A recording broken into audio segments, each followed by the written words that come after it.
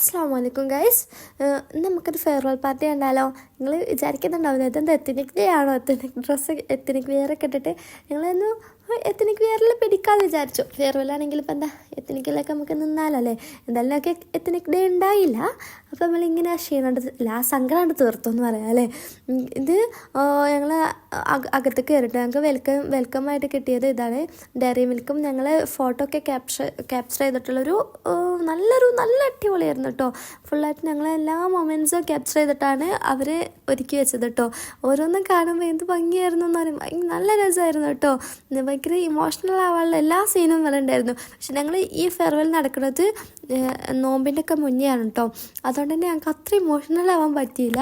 കാരണം അപ്പോഴത്തേന് കോളേജ് കഴിഞ്ഞില്ല. അപ്പോൾ ഞങ്ങളുടെ മൈൻഡിലൊക്കെ അത് ഇനിയും കാണുമല്ലോ അങ്ങനെയായിരുന്നു കേട്ടോ.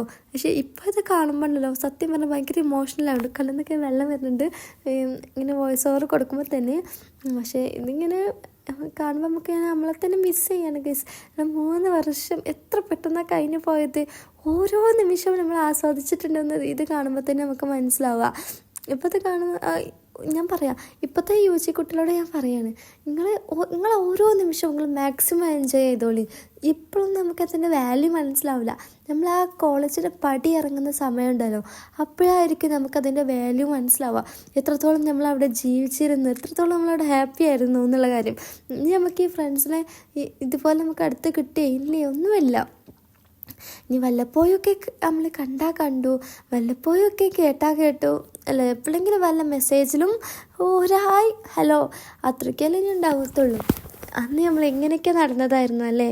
ഈ 3 കൊല്ലം എന്നൊക്കെ പറയണത് ഇപ്പോഴത്തേക്ക് ഒരു 4 കൊല്ലമാണല്ലോ അവന്. പക്ഷേ 4 കൊല്ലം പോണത് നിങ്ങൾ ഒരിക്കലും അറിയില്ല.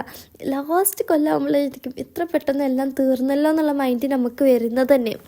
അത്രയ്ക്കും എന്താ പറയുക, അത്ര അടിപൊളിയാട്ടോ നമ്മൾ ഈ ഡിഗ്രി ലൈഫ് എന്നൊക്കെ പറയുന്നത്.